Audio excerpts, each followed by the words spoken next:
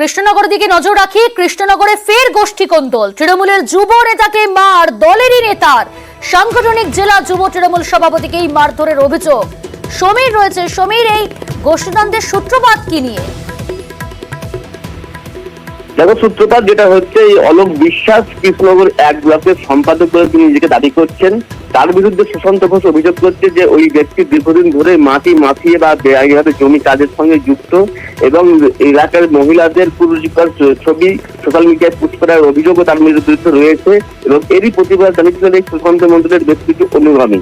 এবং এদেরই পরিপ্রেক্ষিতে গতকাল সন্ধ্যায় আফানগরে যখন দলীয় কার্যালয়ে সুশান্ত মন্ডল বসেছিলেন, ঠিক সেই সময় এই অলোক বিশ্বাস দল করেছে তাদের অভিযান হামলা চালায় এবং সুশান্ত মন্ডলকে মারধর করে তাকে হেনস্থা করে তার জামা ছিঁড়ে দেওয়া হয় বলে অভিযোগ। এবং সেই খবর পাওয়ার সাথে সাথে সুশান্ত মন্ডলের অনুগামীরা এলাকায় জড়ো হয়ে যায়। দুই পক্ষের মধ্যে তুমুল ধস্তাধস্তি বা বচসা শুরু হয়। খবর পেয়ে ঘটনাস্থলে যায় বিম্পু থানার পুলিশ গিয়ে পরিস্থিতি নিয়ন্ত্রণে নিয়ে আসে এবং দুই পক্ষই থানায় অভিযোগ জানিয়েছে। তবে এখনো পর্যন্ত কাউকে ঘটনায় গ্রেপ্তার করা হয়নি। তবে এদিনই প্রথম নয়, কিন্তু এর আগেও এখনো এই তৃণমূলের গোষ্ঠীদ্বন্দ্ব প্রকাশে এসছে। রাজ্য জুড়ে যখন তৃণমূল ফুটে সেই সময় কিন্তু এই ধরনের ঘটনায় স্বাভাবিকভাবে অস্বস্তিত তৃণমূল নেতৃত্ব।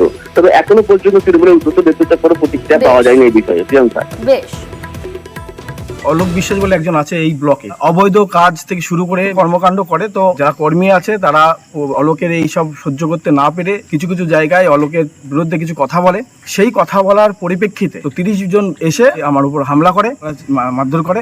অলোক বিশ্বাসের মতো লোক আমাদের দলটাকে ক্ষতিগ্রস্ত করেছে। দিব্যেন্দু বিশ্বাস বলে একটা ছেলে আমাদের, সে এসে বলে যে আমাকে প্রচন্ড মেরেছে সুশান্ত মণ্ডল, আরো দুটো ছেলে সঙ্গে ছিল, মেয়েটা আমার ফোন কেড়ে দিয়েছে। ওর ওখানে গিয়েছি, ও প্রথমে উদ্যত্ত আমার ফোন দুটো দিয়ে দেয়, আমি চলে যাই, কেন মারলি এটা বল। তখন উদ্যত্ত হয়ে আমাকে মারতে আসে, আমাকে প্রচন্ড ধাক্কি দেয়। তারপরে আমিও একটা ওকে ধাক্কা দিয়েছি, পুলিশ এসে আমাদের ঠেকিয়ে দেয়, আমাদের চলে এসে তারপরে এসে আমার এখানে এসে ওরা ভাঙচুর করে।